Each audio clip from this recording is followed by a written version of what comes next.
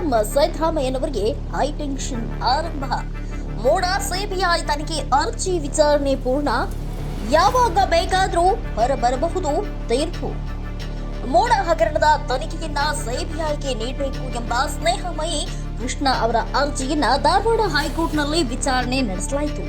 ಮುಂಜಾನೆಯಿಂದ ಮಧ್ಯಾಹ್ನದವರೆಗೂ ಅಂದ್ರೆ 3 ಗಂಟೆ ವಿಚಾರಣೆ ನಡೆದಿದ್ದು, ಬಳಿಕ ಮಧ್ಯಾಹ್ನದ ನಂತರ 2 ಗಂಟೆಗಳ ಕಾಲ ನ್ಯಾಯಾಧೀಶರು ವಾದ ಪ್ರತಿವಾದ ಆಲಿಸಿ ಈಗ ತೀರ್ಪನ್ನ ಕಾಯ್ದಿರಿಸಿದ್ದಾರೆ.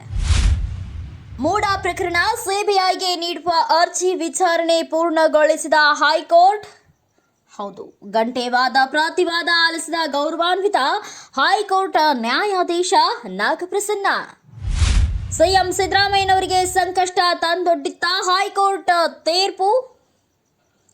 ಮೋಡ ಪ್ರಕರಣದ ತನಿಖೆಯ ಜವಾಬ್ದಾರಿಯನ್ನ ಸಿಬಿಐಗೆ ವಹಿಸಬೇಕು ಎಂದು ಕೋರಿ ಸ್ನೇಹಮಯಿ ಕೃಷ್ಣ ಅವರು ಸಲ್ಲಿಸಿದ್ದ ಅರ್ಜಿ ವಿಚಾರಣೆಯು ಇಂದು ಧಾರವಾಡ ಹೈಕೋರ್ಟ್ನಲ್ಲಿ ನ್ಯಾಯಾಧೀಶರು ಪೂರ್ಣಗೊಳಿಸಿ ತೀರ್ಪು ಕಾಯ್ದಿರಿಸಿದ್ದಾರೆ.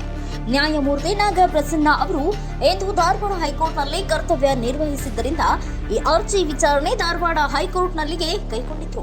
ಸೋಮವಾರ ಅಂದ್ರೆ ಇಂದು ಮುಂಜಾನೆಯಿಂದಲೇ ಅರ್ಜಿ ವಿಚಾರಣೆ ಕೈಗೆತ್ತಿಕೊಂಡ ನ್ಯಾಯಮೂರ್ತಿ ನಾಗಪ್ರಸನ್ನ ಅವರಿದ್ದ ಏಕ ಸದಸ್ಯ ಪೀಠ ಮಧ್ಯಾಹ್ನ ಲಂಚ್ ಅವರ್ಸ್ವರೆಗೂ ಸುದೀರ್ಘ ವಿಚಾರಣೆ ನಡೆಸಿದ್ರು. ಮಧ್ಯಾಹ್ನದ ಮತ್ತೆ ವಿಚಾರಣೆ ಕೈಗೆತ್ತಿಕೊಂಡ ನ್ಯಾಯಪೀಠ ಸಂಜೆ 4 ಗಂಟೆಯವರೆಗೂ ವಾದ ಪ್ರತಿವಾದ ಆಲಿಸಿ ಮೋಡ ಹಗರಣವನ್ನ ಸಿಬಿಐ ತನಿಖೆ ವಹಿಸಬೇಕು ಅಥವಾ ಬೇಡವಾ ಎಂಬ ತೀರ್ಪನ್ನ ಕಾಯ್ದಿರಿಸಿತ್ತು. ಈ ತೀರ್ಪು ಯಾವಾಗ ಬೇಕಾದರೂ ಹೊರಬರಬಹುದು ಎಂದು ಹೇಳಲಾಗುತ್ತಿದೆ. ಬ್ರಹ್ಮಾಂಡ ಭ್ರಷ್ಟಾಚಾರದ ಬಗ್ಗೆ ಮಾನ್ಯ ಲೋಕಾಯುಕ್ತದಲ್ಲಿ ಪ್ರಕರಣ ದಾಖಲು ಮಾಡಿದೆ. ಲೋಕಾಯುಕ್ತ ಸಂಸ್ಥೆ ರಾಜ್ಯ ಸರ್ಕಾರ ವ್ಯಾಪ್ತಿಯಲ್ಲಿ ಬರೋದ್ರಿಂದ ಮತ್ತು ಮಾನ್ಯ ಮುಖ್ಯಮಂತ್ರಿಗಳೇ ಮೊದಲನೇ ಆರೋಪಿ ಆಗಿರೋದ್ರಿಂದ ಈ ಪ್ರಕರಣ ಸಿಬಿಐ ಕೊಡಬೇಕು ಅಂತೇಳಿ ನಾನು ಮಾನ್ಯ ನ್ಯಾಯಾಲಯಕ್ಕೆ ಉಚ್ಚ ನ್ಯಾಯಾಲಯಕ್ಕೆ ಅರ್ಜಿಯನ್ನು ಸಲ್ಲಿಸಿದೆ. ಅದರ ವಿಚಾರಣೆ ಈ ದಿನ ಇದೆ. ಈ ದಿನ ನಮ್ಮ ಅರ್ಜಿಯನ್ನು ಪರಿಗಣಿಸಿ ಮಾನ್ಯ ನ್ಯಾಯಾಲಯ ಈ ಪ್ರಕರಣ ಸಿಬಿಐ ವಹಿಸುವಂಥ ಸೂಕ್ತ ಆದೇಶ ಮಾಡುತ್ತೆ ನನ್ನ ನಿರೀಕ್ಷೆ ನಮಗಿದೆ. ಮಾನ್ಯ ಉಚ್ಚ ನ್ಯಾಯಾಲಯ ಅಂತಿಮ ವರದಿ ಸಲ್ಲಿಸಲಿಕ್ಕೆ ಇದುವರೆಗೆ ಏನು ತನಿಖೆ ನಡೆದಿದೆ ಅದರ ಬಗ್ಗೆ ಒಂದು ವರದಿ ಕೊಡಿ ಅಂತ ಹೇಳಿದರೆ ಅದರ ವರದಿಯನ್ನು ಅಷ್ಟೇ ಪರಿಗಣಿಸಿ ಮಾನ್ಯ ನ್ಯಾಯಾಲಯ ಈ ಪ್ರಕರಣ ಸಿಬಿಐ ವಹಿಸುವಂಥ ಸೂಕ್ತ ಆದೇಶ. ಅಂತಿಮ ವರದಿನ ಮುಗಿದ್ಮೇಲೆ ನಾವು ಹೌದು, ಅಂತಿಮ ವರದಿ ಸಲ್ಲಿಸಕ್ಕೆ ಇನ್ನೂ ಸಾಕಷ್ಟು ಸಮಯ ಇನ್ನೂ ತನಿಖೆ ನಡೀತಾ ಇರೋದ್ರಿಂದ ಈಗಲೇ ಅಂತಿಮ ವರದಿ ಸಲ್ಲಿಸೋಕ್ಕೆ ಸಾಧ್ಯ ಇಲ್ಲ. ಈಗ ಇದುವರೆಗೂ ತನಿಖೆ ನಡೆದ್ರ ಬಗ್ಗೆ ಅಷ್ಟೇ ವರದಿ ಸಲ್ಲಿಸೋದಕ್ಕೆ ಮಾನ್ಯ ಉಚ್ಚ ನ್ಯಾಯಾಲಯ ಆದೇಶ ಮಾಡೋದಿಲ್ಲ. ಇವತ್ತು ಇದುವರೆಗೂ ಏನು ತನಿಖೆ ನಡೆಸಿದರೆ ಆ ಒಂದು ಬಗ್ಗೆ ಒಂದು ವರದಿಯನ್ನು ಕೊಡ್ತಾ ಇದ್ದಾರೆ. ಖಂಡಿತವಾಗ್ಲೂ 99% ಇವತ್ತೇ ಒಂದು ಸೂಕ್ತ ಆದೇಶ ನಿರೀಕ್ಷೆ ಇದೆ. ಒಂದು ಭಾಗ ಮಾನ್ಯ ನ್ಯಾಯಾಲಯ ಏನು ಕಾಣ್ತಾನೆ ಕಾದು ನೋಡಬೇಕು. ಹೌದು ಸರ್, ಖಂಡಿತವಾಗ್ಲೂ ಸರ್ ನಾನು ಮತ್ತೊಂದು ಪ್ರಕರಣ ಹೇಳ್ತಿದ್ದೀನಿ. ಸಿದ್ದರಾಮಯ್ಯ ವಿಚಾರ ಸಂಬಂಧಪಟ್ಟ ನಾನು ಹೋರಾಟ ಮಾಡ್ತಿಲ್ಲ. ಸಿದ್ದರಾಮಯ್ಯರ ಪ್ರಕರಣ ಉದಾಹರಣೆಗೆ ಇಟ್ಕೊಂಡು ಮೈಸೂರು ನಗರಾಭಿವೃದ್ಧಿ ಸಾವಿರಾರು ನಿವೇಶನಗಳ ಅಕ್ರಮ ವ್ಯವಹಾರ ನಡೆದಿದೆ, ಸಾವಿರಾರು ಕೋಟಿಗಳ ಅಕ್ರಮ ವ್ಯವಹಾರ ನಡೆದಿದೆ.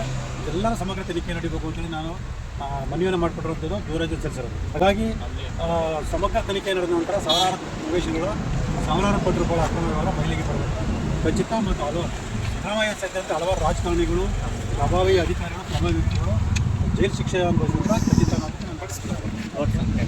ಕೋರ್ಟ್ ಕಲಾಪದ ನಂತರ ಹೊರಬಂದ ಸ್ನೇಹಮಯಿ ಕೃಷ್ಣ ಮಾತನಾಡಿ, ಸಿಬಿಐಗೆ ಈ ಪ್ರಕರಣವನ್ನ ಏಕೆ ಹಸ್ತಾಂತರಿಸಬೇಕು ಎಂಬುದನ್ನ ನಮ್ಮ ವಕೀಲರ ವಾದ ಮಾಡಿದ್ದಾರೆ.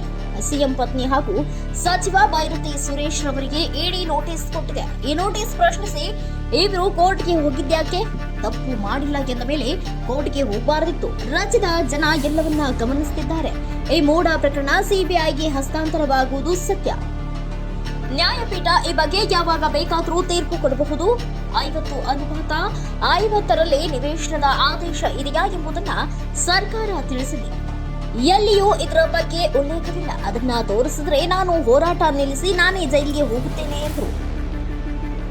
ಸಿಎಂ ಸಿದ್ದರಾಮಯ್ಯ ಪರ ಅಭಿಷೇಕ್ ಮನು ಸಿಂಘ್ವಿ, ರಾಜ್ಯ ಸರ್ಕಾರದ ವಿಶೇಷ ಪ್ರತಿನಿಧಿಯಾಗಿ ಕಪಿಲ್ ಸಿಬಲ್, ವಿವಾದಿತ ನಿವೇಶನದ ಮೂಲ ಮಾಲೀಕ ಜೆ ದೇವರಾಜ್ ಪರ ದುಷ್ಯಂತ ದವೆ ಹಾಗೂ ಸ್ನೇಹಮಯಿ ಕೃಷ್ಣ ಪರ ಮಣಿಂದರ್ ಸಿಂಗ್ ವಕಾಲತ್ತು ವಹಿಸಿ ವಾದ ಮಂಡಿಸಿದರು. ಇನ್ನು ಮೋಡ ಹಗರಣ ತನಿಖೆಯನ್ನ ಈಗ ಲೋಕಾಯುಕ್ತ ತನಿಖೆ ನಡೆಸುತ್ತಿದೆ. ತೀರ್ಪು ಪ್ರಕಟವಾಗುವವರೆಗೂ ಲೋಕಾಯುಕ್ತ ಸಂಸ್ಥೆ ಸದ್ಯಕ್ಕೆ ಯಾವುದೇ ವರದಿ ಸಲ್ಲಿಕೆ ಮಾಡಬಾರದು ಎಂದು ಸೂಚಿಸಿರುವ ಹೈಕೋರ್ಟ್ ಸದ್ಯಕ್ಕೆ ಸ್ವಯಂ ಎದೆಯಲ್ಲಿ ಟೆನ್ಷನ್ ತಂದೊಡ್ಡಿದೆ. ಈ ಪ್ರಕರಣ ಸಿಬಿಐಗೆ ಹಸ್ತಾಂತರ ಆಗೇ ಆಗುತ್ತದೆ ಎಂದು ಸ್ನೇಹಮಯಿ ಕೃಷ್ಣ ಪರ ವಕೀಲರು ವಿಶ್ವಾಸ ವ್ಯಕ್ತಪಡಿಸಿದರು. ಒಟ್ಟಾರೆ ಧಾರವಾಡ ಹೈಕೋರ್ಟ್ ಸೋಮವಾರ ಮೋಡ ಪ್ರಕರಣದ ಕುರಿತು ಸುದೀರ್ಘ ವಿಚಾರಣೆ ನಡೆಸಿ ಸದ್ಯ ಈಗ ತೀರ್ಪು ಕಾಯ್ದಿರಿಸಲಾಗಿದ್ದು, ಹೈಕೋರ್ಟ್ ಸಿಎಂ ಸಿದ್ದರಾಮಯ್ಯನವರಿಗೆ ಹೈಟೆನ್ಷನ್ ನೀಡುತ್ತಾ ಅಥವಾ ರಿಲೀಫ್ ನೀಡುತ್ತಾ ಎಂಬುದು ಆದೇಶದ ಬಳಿಕವಷ್ಟೇ ತಿಳಿಯಬೇಕಾಗಿದೆ. ಮತ್ತು ಉಚ್ಚ ನ್ಯಾಯಾಲಯಗಳ ಮತ್ತು ಸರ್ವೋಚ್ಚ ನ್ಯಾಯಾಲಯಗಳ ಎಲ್ಲ ತೀರ್ಪುಗಳನ್ನು ಕೂಡ ಅತ್ಯಂತ ಕೂಲಂಕುಷವಾಗಿ ತಾಳ್ಮೆಯಿಂದ ಗೌರವಾನ್ವಿತ ಘನ ನ್ಯಾಯಾಲಯ ವಿವಾದವನ್ನು ಆಲಿಸಿದೆ. ನಮಗೆ ಸಂಪೂರ್ಣವಾದಂಥ ವಿಶ್ವಾಸ ಇದೆ ನಮ್ಮ ಪರವಾಗಿಯೇ ತೀರ್ಪು ಬರುತ್ತೆ ಅಂತ.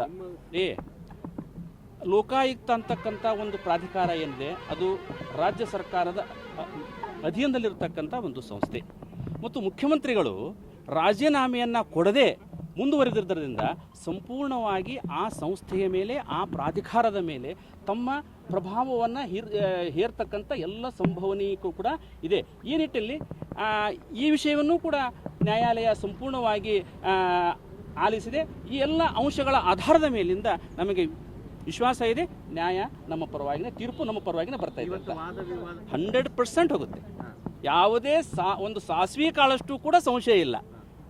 ನ್ಯಾಯದಾನದ ದೃಷ್ಟಿಯಿಂದ ಗೌರವಾನ್ವಿತ ಘನ ನ್ಯಾಯಾಲಯ ನನ್ನ ಅರ್ಜಿದಾರರ ವಾದವನ್ನು ಎತ್ತಿ ಹಿಡಿದು ಈ ಪ್ರಕರಣವ ಸಂಪೂರ್ಣವಾಗಿ CBI ತನಿಖೆಗೆ ಹೋಗುತ್ತೆ.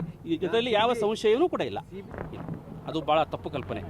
CBIನ ಒಂದು ಏನಿದೆ ಇನ್ಕ್ವೈರಿ ಇದೆಲ್ಲ ವಿಚಾರಣೆ ಅದು ಸಂಪೂರ್ಣವಾಗಿ ನ್ಯಾಯೋಚಿತವಾಗಿರುತ್ತದೆ. ಅದು ನ್ಯಾಯದ ಪರವಾಗಿಯೇ ತನ್ನ ತೀರ್ಪನ್ನು ಕೊಡುತ್ತದೆ.